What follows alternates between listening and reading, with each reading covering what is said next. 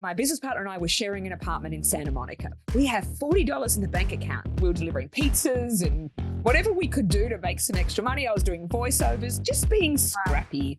And we did it also with a really positive attitude. Believe in yourself. Take a risk. Let's use this opportunity we've got to create something new.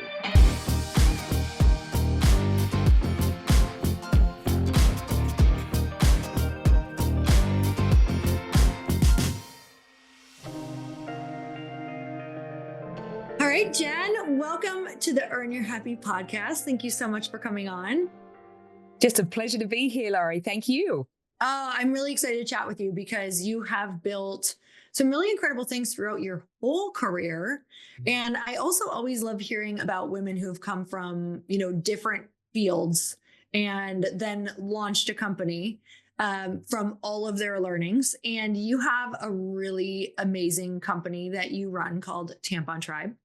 And it's genius as well. And I love it because you are in the space of really wanting to create something better and bring awareness to women. Let's just start at that point. What problem was this solving for you? Like, I love to know the beginning of where an idea started. Where was that? Like, where was the very first thought of, whoa, this could be a thing? Yeah, sure. Mine's from a very personal point of view with this business, which is quite different to other businesses I've had in the past. So for me, I've always suffered from endometriosis, like millions of women the world over. And I've always been told, just deal with it, right? That pain, that's just normal. Take a tablet. It's you kind of get gaslit, I think is how we'd say it today. At that time, it was like, But I was in LA about 9 years ago now, and I was like, that's it. There's got to be something, that has to give here. And so I started researching and found that a lot of toxins in period products could be exacerbating my pain. I was like, wait, what?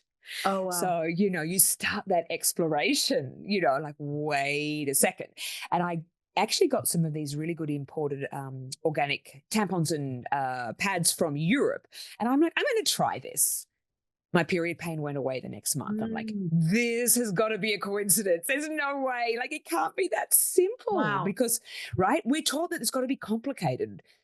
It doesn't necessarily have to be complicated. So I went on this journey of looking at organic products. I've always eaten pretty healthily, and I've been into the organic space for every other part of my body, but I never thought that, hey, toxins, chemicals in tampons, in pads, in period products actually impact you. Of course they do, but we never think about it, right? So at that time, I was actually, as I said, in LA, in Venice, if anyone knows the big Whole Foods there. I'm like, I should be able to get these organic products here. So off I go. None. Or one or two brands. I'm like, wait, what? I'm in one of the most organic places on the planet, and I don't have access to really good products. So my business mind started working. I was with my business partner here at the time, and we thought we wanted to do something new, and the business kind of entrepreneurial juices kicked into play, and we did a lot of testing with the product. We had a Kickstarter to see if people would like it. And so that's kind of the root of the product. And we're also totally plastic free. And that also comes from myself and my business partner, Gabby's passion of making a better planet, So we kind of thought, how do we put these two things together? And Tampon Tribe was born. Oh my gosh. I mean, when you think about it, everything that goes on our skin, and that's like a really personal thing, that is literally inside of your body. And it's just thinking about all of the different things that we are putting on our skin and into ourselves. And that is insane that was one of the things that immediately made you feel better. Did you notice what it was immediate for you? Immediate. The next month, zero period pain. And, I thought this has to be a coincidence. I'm getting a bit older. My body's changing.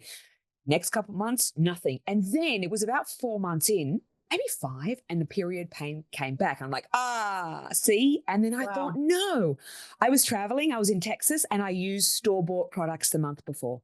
So that pain came back. That was the correlation. Went back to totally organic. Never had period pain again. And it wasn't just a little bit of pain that I had, Laurie. It was the double over, like crawl to the kitchen, have some food, to have the tablet, just to exist. And, that's since you're what, 13 years old? And I was then going to give away my age, my early 40s. And so you put up with it how many times, Wow. during work, during everything, just like, So we're not saying this is a cure-all for everybody, Right. of course. But what fascinated me was that we hadn't even thought about it. No doctor told me to look at my period products, right? You never, what are you putting in on your body? It never spoke about it to anybody. So that's kind of when all the light bulbs went off and we thought, wait, there's a real issue here. This is a real industry that needs disruption. And there are other brands that were kind of starting to do it, but we're like, let's go all in. Let's only use the best products. And I know this resonates with you really well. Let's only use the best ingredients. Let's not compromise on anything. And that's got us to where we are today.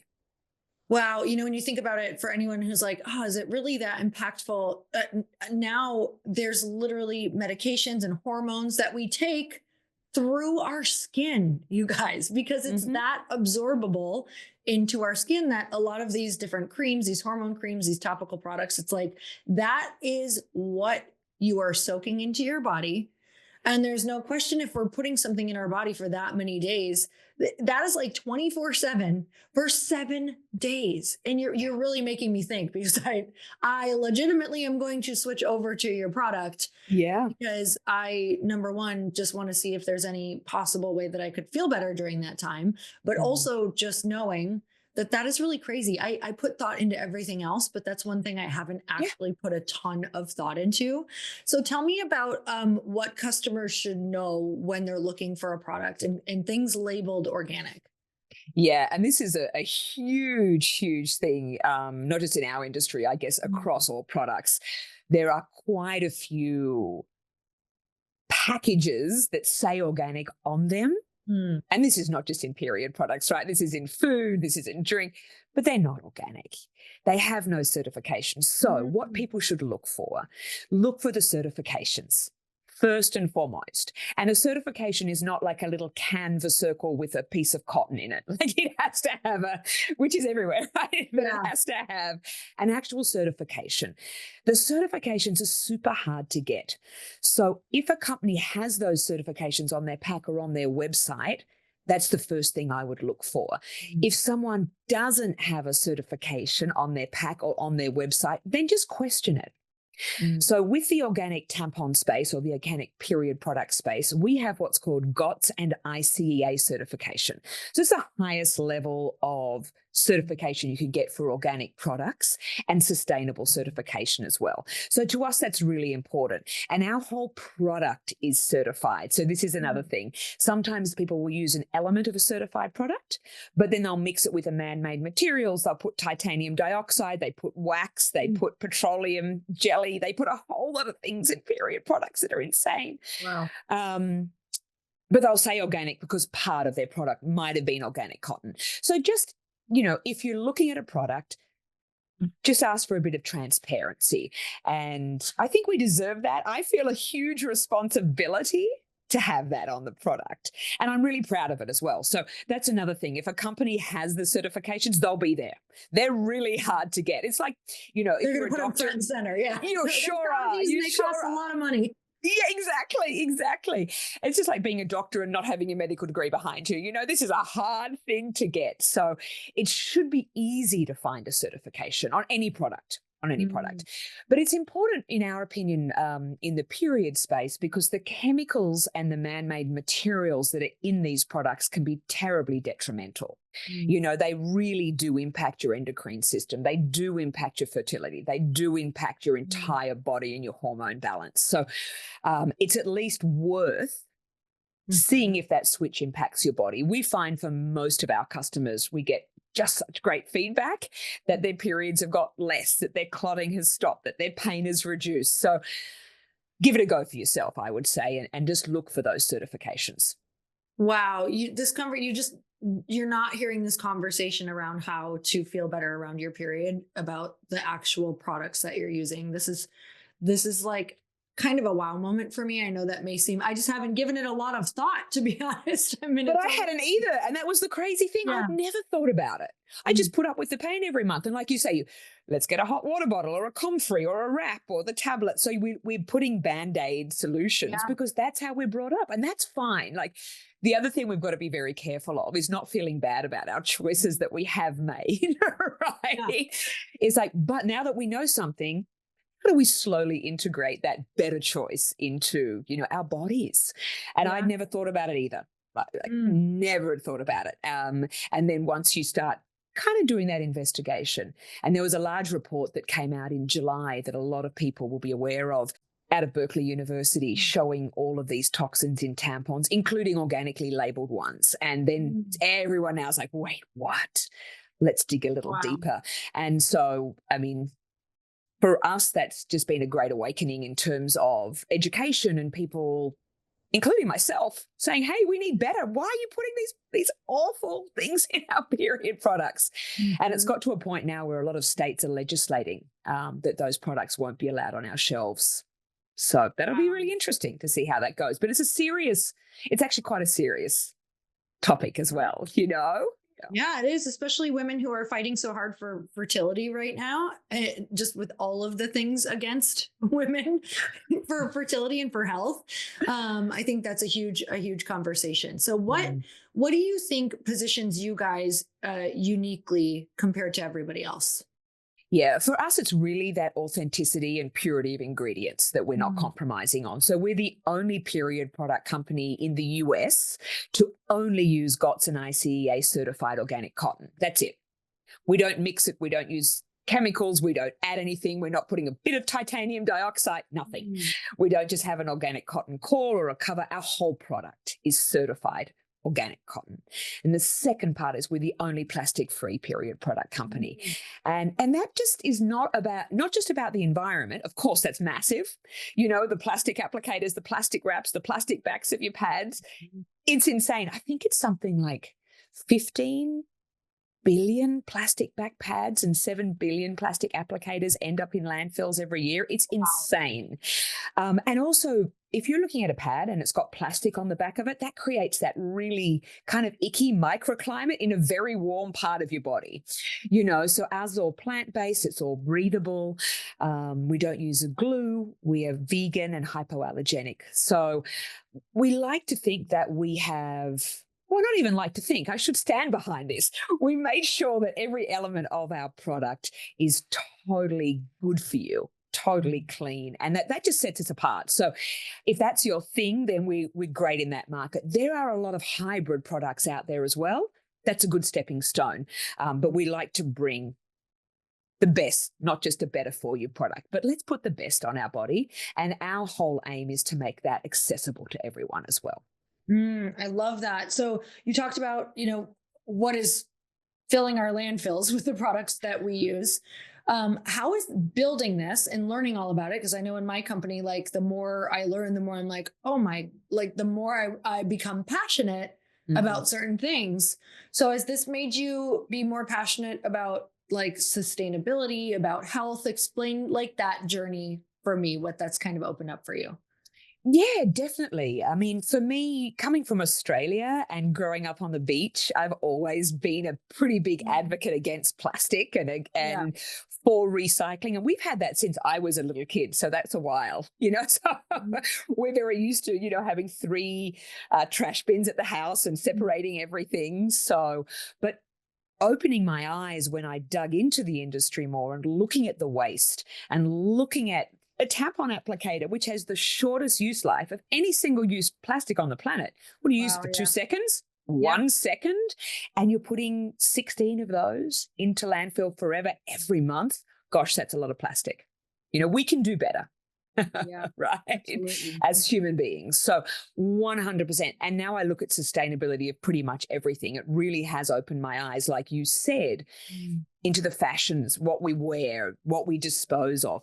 I look at my trash, I'm like, oh gosh, that was a lot. Can I get that a little bit less? Like that was a little unnecessary. And in the organic space for sure, really knowing what to look for in every product and not just taking the package at face value, which of course I did, like everyone else. Oh, organic, that looks great. I'll take it. But turning it around and going, wait, what?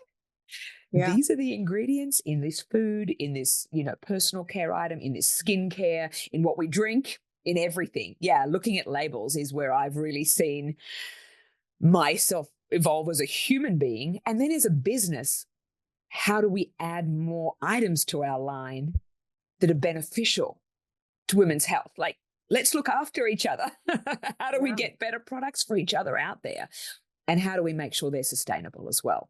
So one of the certifications we have with our products is ICEA, and that's an Italian certification, which not just certifies what's in the product, but all of the ethical standards that go through manufacturing.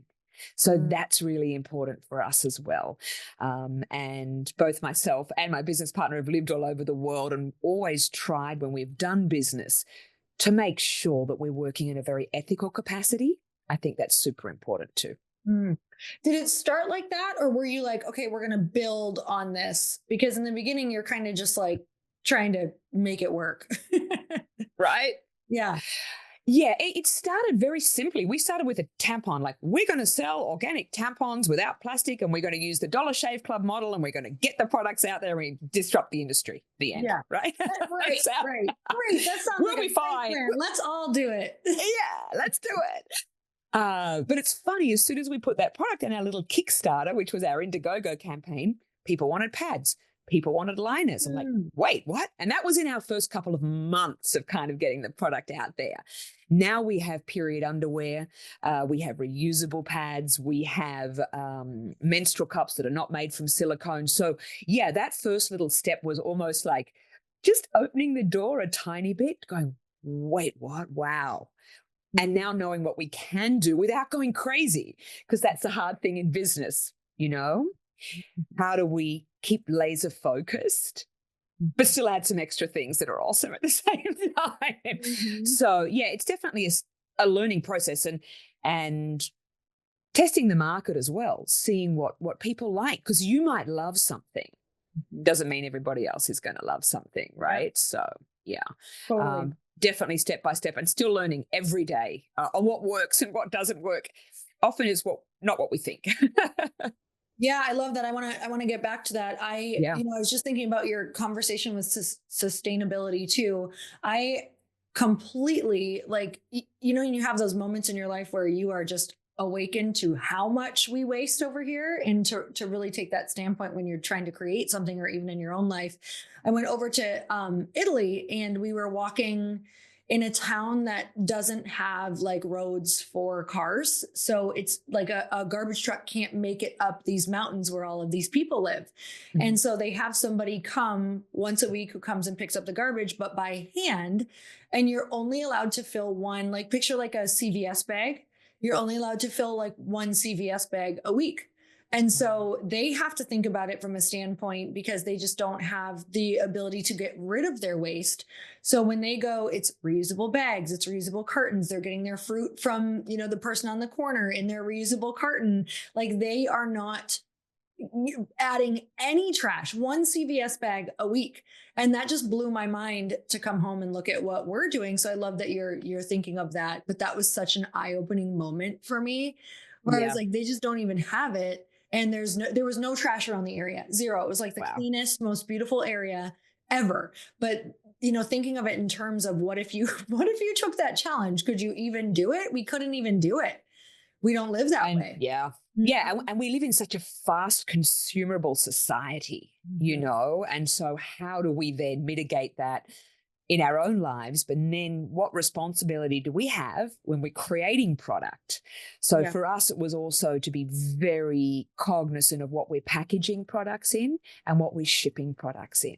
So we don't use plastic at all, because that makes a difference. And to be, like you just mentioned there, the people living in that town in Italy, knowing that one person can make a difference. And sometimes we think, oh, it's not going to matter, it's just one person. Well, there's a lot of just one people, right? Totally. We can make that difference. So yeah, it's really important to me. And I think, just thinking back on what you asked before about the sustainability, that really has grown in my importance Mm. I guess, metric of my life since doing this company, without a doubt. Even though I thought I was pretty good, it's definitely opened my eyes to what we could be doing better. Mm. And I see that, even when I came to the US, and I don't see it that much. When you go to a coffee shop, no one brings their own cup, Mm. right? In Australia, for years, you bring your own little cup and they refill it. You don't Wow. use a disposable cup. You don't have the plastic lid. I mean, they still do.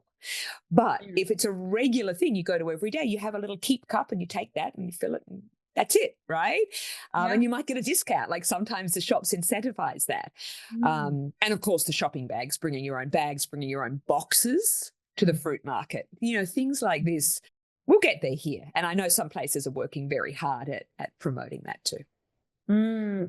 I love that. Growing up, we didn't even have a recycle bin. Like I didn't know what it was at all until I moved because I was from a small town, and it was like, what is recycling? We literally Wow. didn't even know. So I remember even just learning that for the first time. Okay. So I want to know what the most fun, rewarding part of Tampon Tribe is for you. Gosh, fun and rewarding. Customers has to come to mind straight away. Followed closely with my team. I think building that and being here in a warehouse that we are now in, which is ours, and that whole journey from working from my living room, filling the bags at night. Whoever wanted to help me out. Coming to a place where we're about to outgrow this warehouse right now and go into another one. I think that's really fun. Mm-hmm.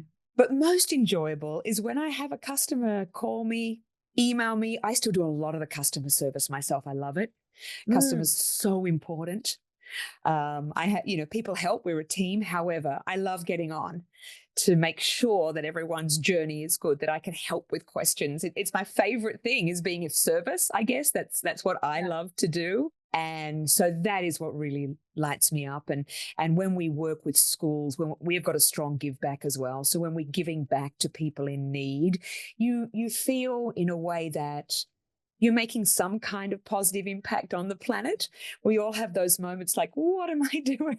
Why am I here? Like everyone has that. And it can be so hard. We know what it's like.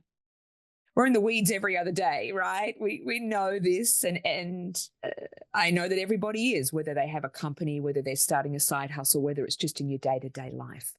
So I really get excited where we can help somebody else. And then in terms of building a small team and seeing the team grow and feeling a certain sense of autonomy in what they do, we like to get everyone involved in it, the simplest and the most complicated of decisions, so everyone's voice is heard. For me, I love that, and not in a way that I even feel I'm giving an opportunity. I feel I'm getting the opportunity. I'm getting that opportunity to learn from our fulfillment team, people that work with me on marketing and as an assistant in every aspect of the business. I love that collaboration. So that's probably the two most joyful and fun things that we lose sight of sometimes. And I come in here, I'm like, oh, yay, we feel, that sense of excitement. And then the opportunity of growth, where can we take this to? And because we're an impact product, how do we then amplify that so people feel better in their skin, in their bodies, and the planet? So it's multi-layered for me. And where do you want to take it? What is a goal that you have in your mind right now? Well, our goal is to bring this into an 8-figure business this year, which is really exciting. And we're well on the way. Yeah, it will. We've got some great collaborations, great growth this year and last year. Well, great growth the whole time, but it feels like it's coming together. You know what it's like. And what year is this for you? Just so people hear. This is our 8th year. Yeah, 8th year, everyone. And she just said, I feel like it's coming together. I love that. That's important. Yeah. It is. But every step of the way, it comes together in a different way. Yeah. Like we were talking about, like year one, it comes together in, gosh, we've learned 5 things and it's been hard. That's still good. Still great. We needed to learn them. Yeah. It does. It's still, the 3 a.m. wake ups are still there. I don't think they ever go away. I spoke to someone about this the other day. Like, do these ever? No, they never stop. And but 20 So years now glad to for hear me that. in business. Yeah. This week has been full of them. So Oh, I hear you, Laurie. Me too. Me too. And from previous businesses as well, because your mind's working all night. yep. It's how it is. And you wake up with, even if everything's going great, you wake up with stuff on your mind. The joys of entrepreneurship. Where else we'd like to make this more of a household name, and it's getting there. This big shift in the awareness of organic is changing our positioning in the market, which has been really interesting. Tampon Tribe, prior to about July last year, was a bit more of a niche brand. So we focused very much on a great customer base of people who were very much into organic already, who already understood the benefits of organic, of plastic free. We're in a little more high-end grocery. That's taken a huge shift, which I am super excited about. And now we're finding every consumer is calling for transparency in this sector, which is just great. So we love championing everyone's calls now. So we're working, we've just got into UNFI, which is a large distributor in the natural grocery space, which is a huge unlock for us. Very exciting, very, very large milestone for the company, which enables us to then really get into a lot more stores, and also amplifies our mission and enables our D2C part of the business, to direct to consumer, to grow as well. So yeah, I think having Tampon Tribe on everyday shelves is a great mission for us, and one that we're working very, very fiercely toward. How long have you been in retail? We've been in retail now, gosh, probably about 5 years. Okay. Yeah, we started D2C. We also have a large B2B part of the business. So we sell to a lot of schools. We sell to a ton of hotels, schools, hotels, businesses. We're in Pixar, Postmates. We sell to the Ritz-Carlton, Four Seasons, the Marriotts. Big hotel deal that we're just about to announce has just come on board, which is super exciting. And you know what's also great about that is that these hotels and businesses are passionate about organic and plastic-free products in their doors, which I love. And it doesn't necessarily have to be one of the more ritzier marks, which we have. Sometimes it's a Home2 Suites. And I'm like, yes, I love that.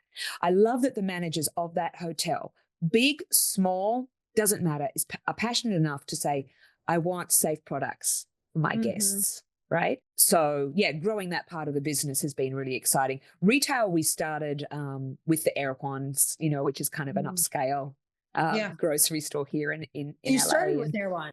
That's how I designed the product for Erewhon. Oh, wow. Okay, cool. Because Erewhon is more expensive to get into. Correct? It's changed or not correct? It's changed a little bit now. Okay. So when we first went in there, they were still had a single ownership. I know it's really different now. I'm not sure. We're not in Erewhon at the moment. They changed management. They changed everything. They changed ownership, I think, of the company. Okay. But when we got there, I'll tell you the story. I had my little tube. This is our tampons. And it wasn't even a tube. It was just a blank tube with a sticker. And I'm like, right, nice. We can do this. And so I knock on the door, hi. Yeah. I'm from Tampon Tribe. I'm going to build this. And they're like, we love it. We'll take it. I'm like, better get those tubes printed tomorrow, You're like, okay, I got to get to work. We do a lot of that. I love building businesses that way. So something that I really enjoy doing is making sales before I have the product.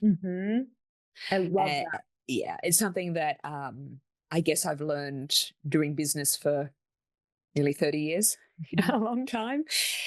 We can love a product doesn't mean everyone else is going to love the product. So having those secured sales before you actually have the product, knowing that you have the ability to get the product, like you got to be able to fulfill. Don't sell air, everyone.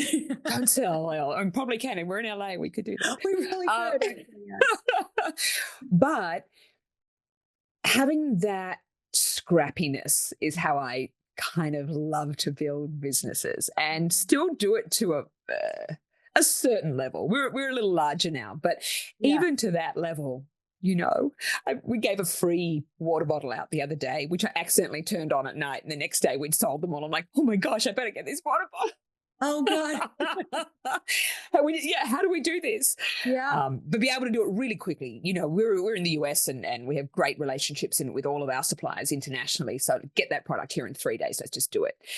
So how to be agile and how to be a bit scrappy is something I really enjoy. It's stressful, Mhm. but it's also Yeah. enjoyable. But from Erewhon, we went into some of the more natural grocery stores.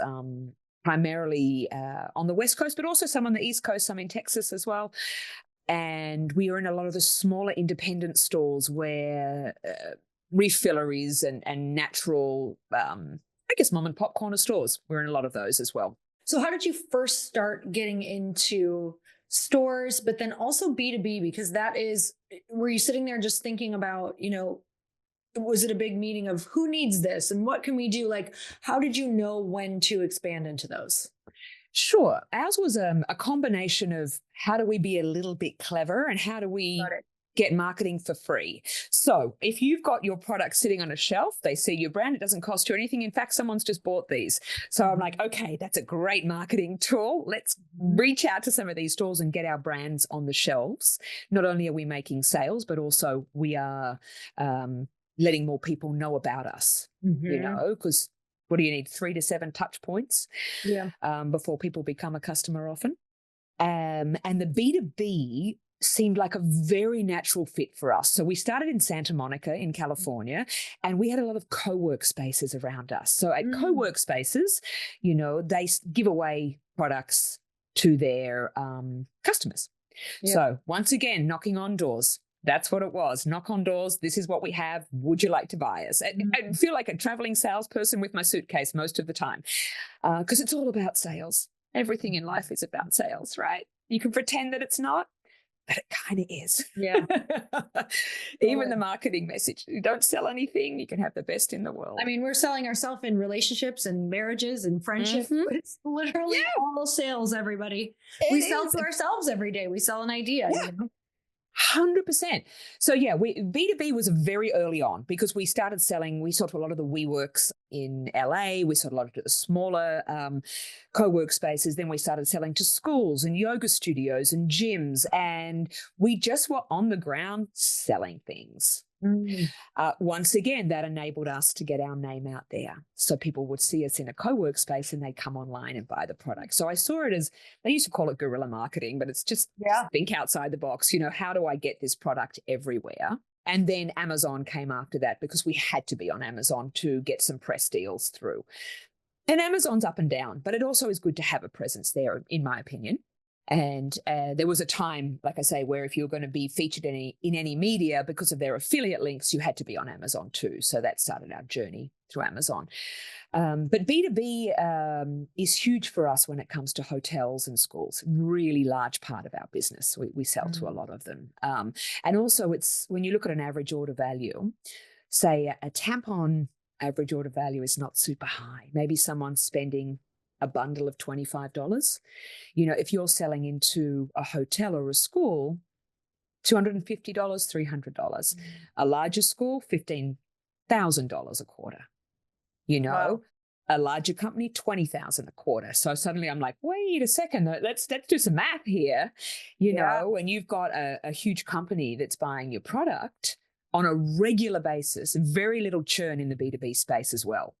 And once you've made that sale, you can nurture and keep them. Whereas, with a direct-to-consumer product, you're always almost not fighting so much. The personal care space, and I know in your space as well, people are pretty loyal.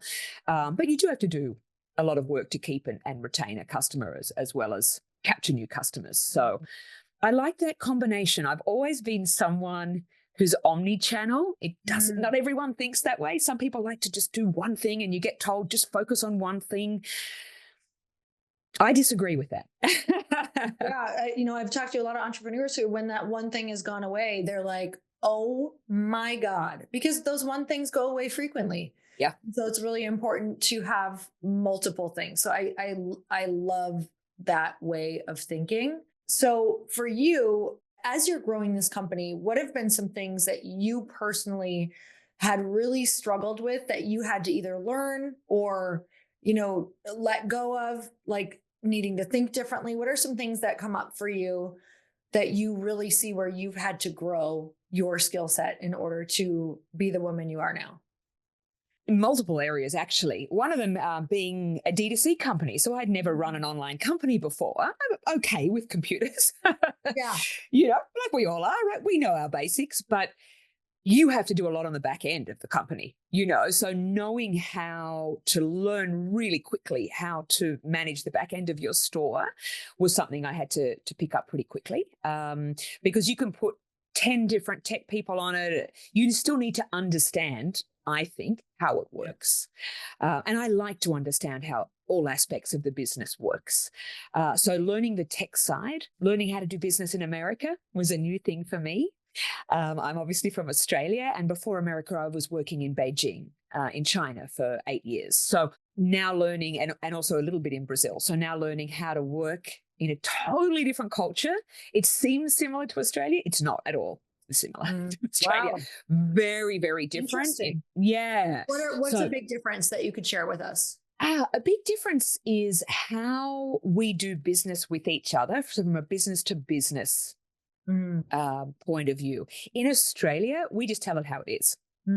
Not super worried about your feelings because it's business. Just do business. Yeah. Not here. Here's a very different level of building that personal relationship that you mentioned earlier is key. And I was like, what? What do you mean I've got to be nice to this person? I mean, I'm a pretty nice person, but I was like, what? Are we just doing business? I was like, and really, I got kicked on my backside a couple of times, and I had to go, all right, this is a really different culture. And so learning a new culture, I think, was really important, and learning how to also then promote products to a different culture, very different, because what someone in the US might like is even the East and West Coast is really different, right? In the US and the Midwest, how we market to different people. So learning that, and just learning the new culture. And then I'd worked a bit in CPG, consumer packaged goods, before, but not a lot. So I've learned how to manage entire supply chains, all the logistics. We do all of that in-house. We also do all of our fulfillment in-house. So we don't use a 3PL. We do everything here. Oh, wow. When did that change? It never changed. We've always done our own. Always done it. Yes. Wow. Did you raise money to start, or what did that look like? We raised a tiny bit of money, but once again, we sold before we bought the product. Okay. So we run a very lean, hyper lean company, actually. Hyper lean. So how we've managed to do that is, first of all, selling the products before I had the products, and doing our own fulfillment. So really being able to control every single aspect of cost, every aspect, from the sticky tape we buy to, how many desks we have, and not in a control freak kind of way, in a very fiscally responsible way. So we know exactly what's happening. What also that enabled us to do was to iterate different products very quickly.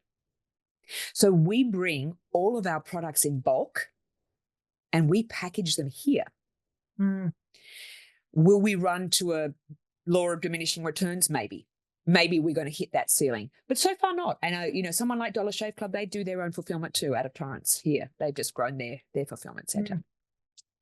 It's working well for us. It might not work well for everybody, but because we have very small items, it enabled us to then go, wait a second. Like I mentioned before, people want bulk items. Oh, I can do that. I've got a larger bag. We'll put more products in it. There you go. So it enabled us to be super agile.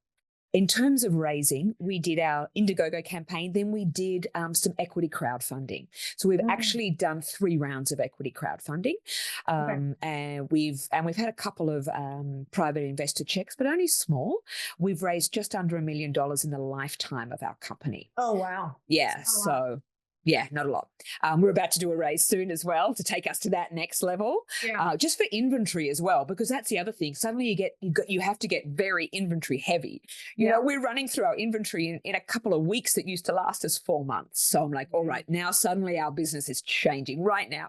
So Yeah. that's going to be an interesting experience to go through. So yeah, that's kind of how we managed to do that. And we're doing our fulfillment. I say I'm at our warehouse right now and our team's downstairs and they're doing the fulfillment. What's been one of your hardest challenges in leadership? Communication, I think, is the hardest Mm. challenge in leadership. Being able to work with people of all different ages Oh, yeah. is really different. Period. Enough said. Yeah, that's it. Yeah. I understand that. It's it's different, Mm-hmm. but it is also where we're at. It's learning a new language. 100%. Mm-hmm. 100%. And I have an outbound sales team as well. So you asked briefly how we did B2B sales. We have outbound salespeople. We do cold calling. Yeah, that's great. Cold call. Yeah. So keeping a team that can make 100 calls a day. Yeah. Every day, which is monotonous. Keeping them motivated, keeping that team that does cycle through, setting team cycles through. We've actually broken our sales team now into middle of funnel, into closing. So everyone can own that part of the funnel, which is an interesting way. I'll let you know how that goes after a few months. We've done it for a few months. It's working well. Yeah. Should be interesting to see how it plays out versus a salesperson that runs the whole process themselves. So yeah, we've been doing that. But the communication from two people all over the world and all different ages, I think is something that I am still learning. Believe me, still learning. Mm-hmm. Yeah, there's just so many different layers to it, especially as you grow. Like, how do you lead all of these people, and how do you lead your leaders who are going to lead the people below you? There's so many different levels to that. Tell me, I want to rewind though for people listening, because a lot of my listeners are either in the beginning phases or they're in like year 1 to 5.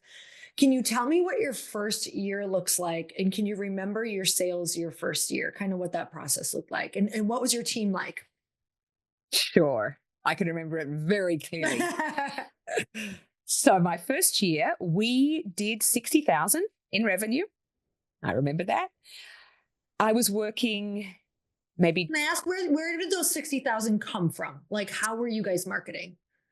That was mainly D2C, so on our website. So we were everywhere in terms of at fetes or fairs. We were at market stalls. We were going to events, every networking event known to mankind. We have a little tent we'd put up. We'd be there. We were everywhere.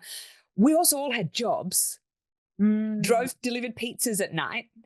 We did everything, and I think that's one thing. There's a little story I'll tell you briefly.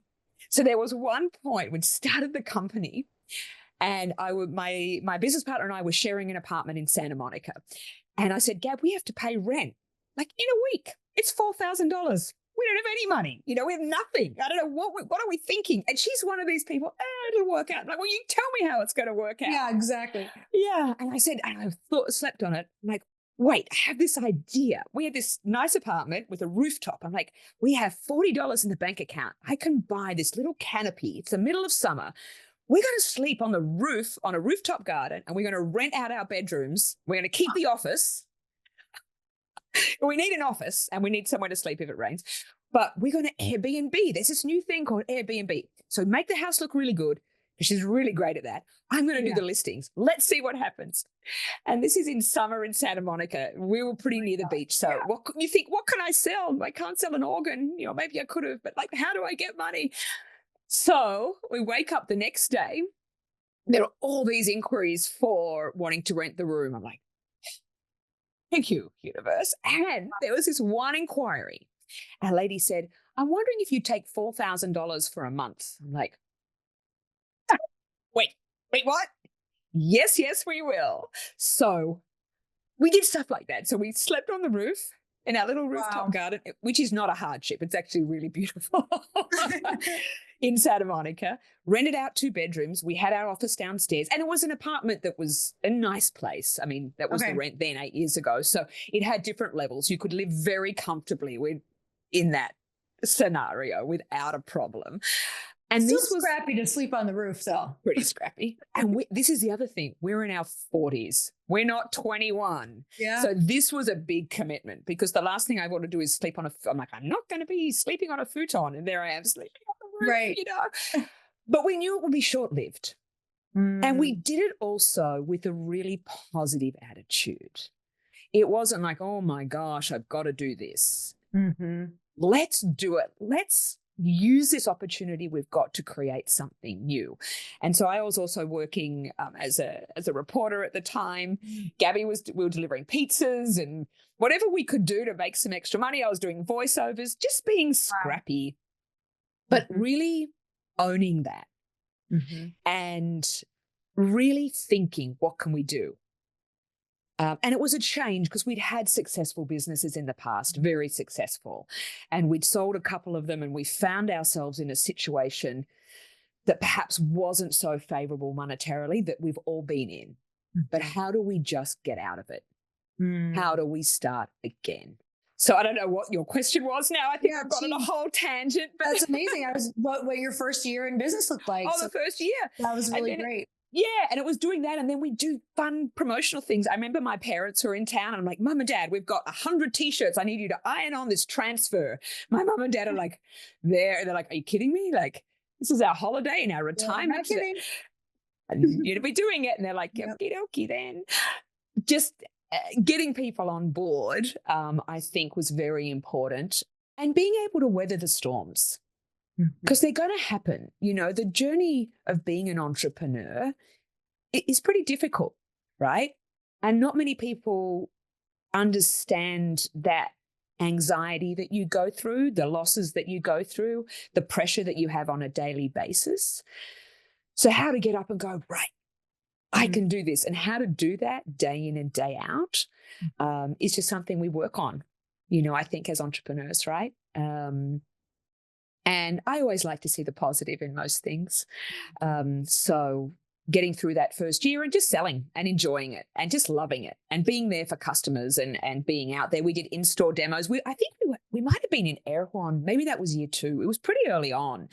But, you know, I had people that wanted, like, can I help? I'm like, yes, you can. So when people ask for help, just say yes, exactly. How do you feel about doing an in-store demo? Oh, I'd love to. Okay, then. You know, and then being very, very careful with what you spend. I learned that one. You learn it because it doesn't feel good to be in pinches. And so you're like, oh, how do I never go back to that again? Which is so vital. And what's so cool is that women actually, when we become you know, business owners and founders, we tend to be better with our cash. So that's great. Yeah. And also holding people to account. I think sometimes what we do, and I know we went down this, not in the first year, but the second or third years, like hiring agencies to do everything. Yep. And then they're the wrong ones. So putting all that money, and I still feel, I'm like, oh my gosh, that money that we spent that didn't return. And sometimes we almost feel like we don't have the right to ask. Like, hey, what are your KPIs? What do we think, oh no, they know what they're doing. Put the KPIs in place. That's a really big lesson I've learned, even though I've been doing this for so long, is we have KPIs on day one. What are you going to hit? Not just so we can hold someone to account, but so everyone involved in the projects knows what's expected, including us. What are our KPIs? What do you need from us to make this project really successful? And we probably dropped the ball plenty of times.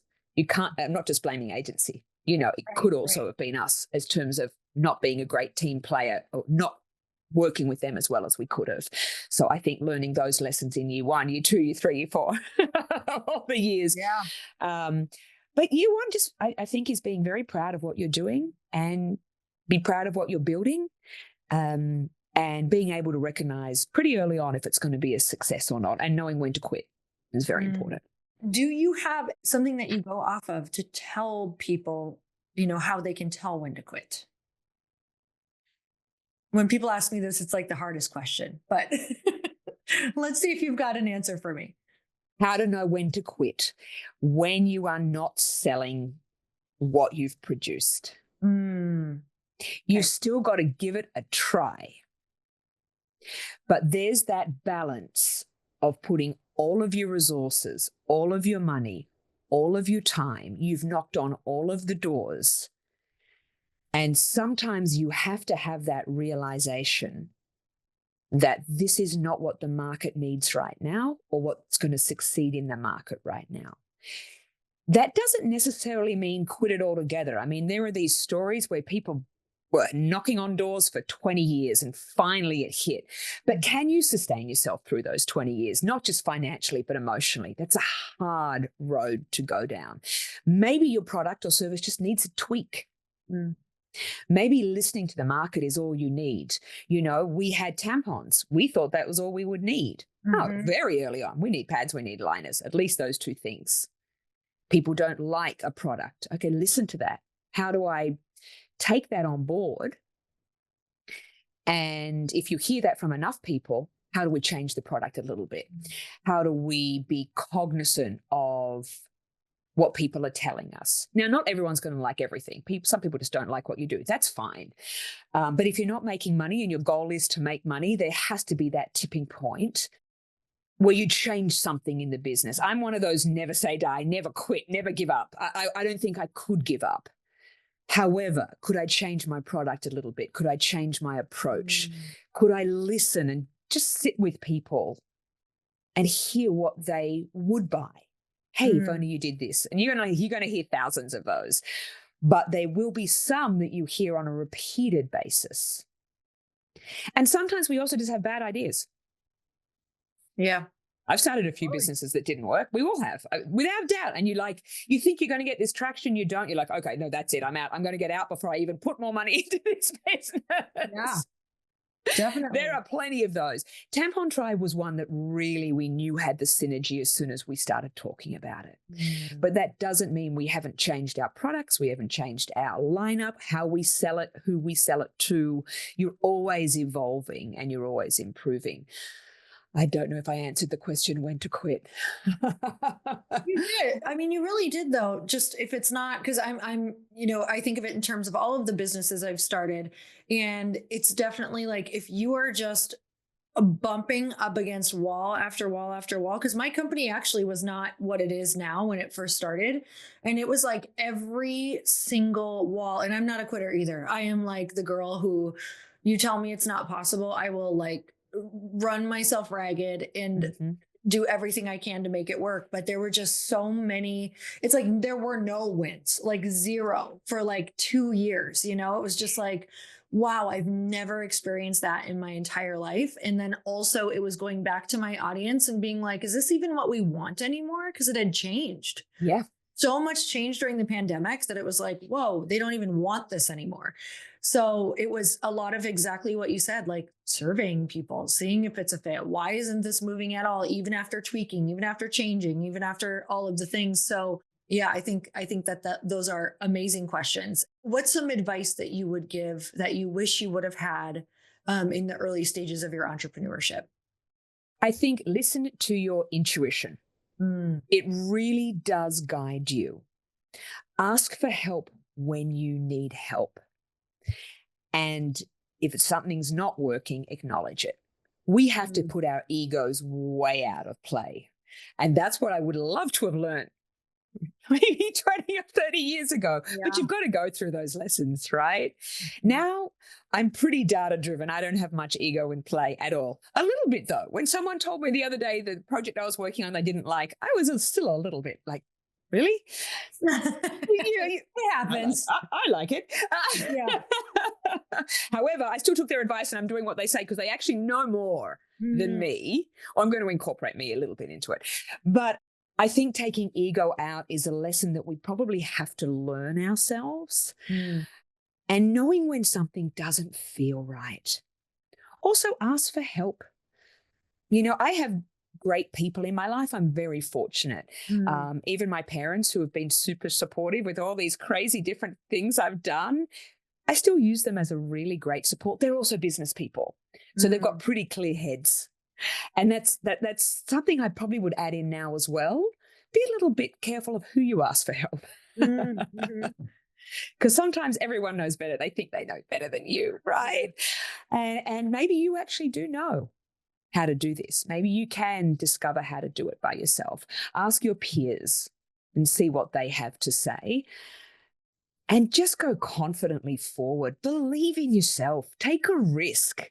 Being entrepreneurial is all about risk and Mhm. all about having courage. So, lesson one, I would say, if you don't have a big appetite for risk, Mm. this might not be your game. There's Yep, another one out there. for sure. Not everyone has to be an entrepreneur. And we can get caught in that right now, right? Because For on sure. social, everyone's got to hustle, everyone's doing. We don't see behind the scenes. We only see the glittery gold stuff. You don't Yeah. see the tears. You don't see the money. You don't see the bank accounts that are zero, the sleeping on the roof, delivering pizzas at night. Oh Yeah. gosh, I actually really enjoy doing those things, but there's hardship involved, So I think knowing if it's a good fit for you, giving it a go. But I also don't want people to quit early. So it's a hard Yeah. message, isn't it? What do you think? What would you say to I think the people? same thing. I think, you have to be good with risk because you live in a state of not knowing every single day. There is no certainty whatsoever.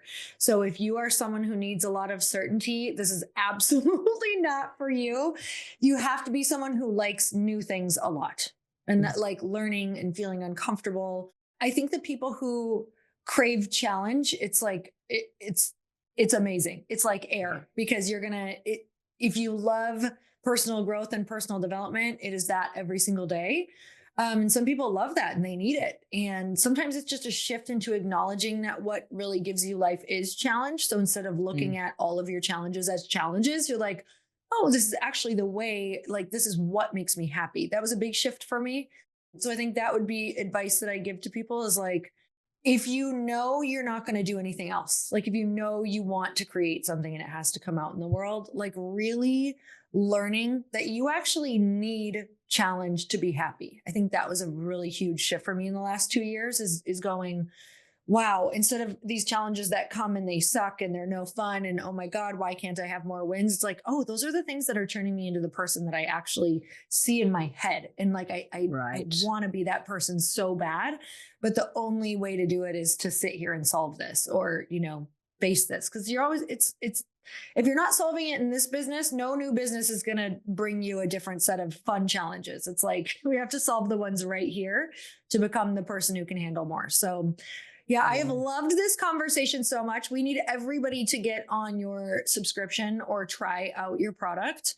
And I know that you got a coupon code for the listeners, and it's happy20 for 20% off. So we can try it for 20% off. So the key to that is place a really large order for the whole 20% off. Okay, Jen, where can we go? Thanks, Laurie. We could go to tampontribe.com and you'll find everything there. Our social handles are also at Tampon Tribe. And if you have any questions or you're not sure what products to get or sizes, just DM us and we'll get back to you straight away. And we'd love you to, try us out, use the code, make a big order, save all the money. Exactly. It's our pleasure. Oh, well, thank you so much for coming on the show. You guys, make sure you go below and click that link. You all need this. Send it to a friend. Make sure that she's also taking care of her health and wellness, and you could truly make a big difference in someone's experience every single month. So thank you so much, Jen, for coming on. And until next time, earn your happy. Bye, everyone.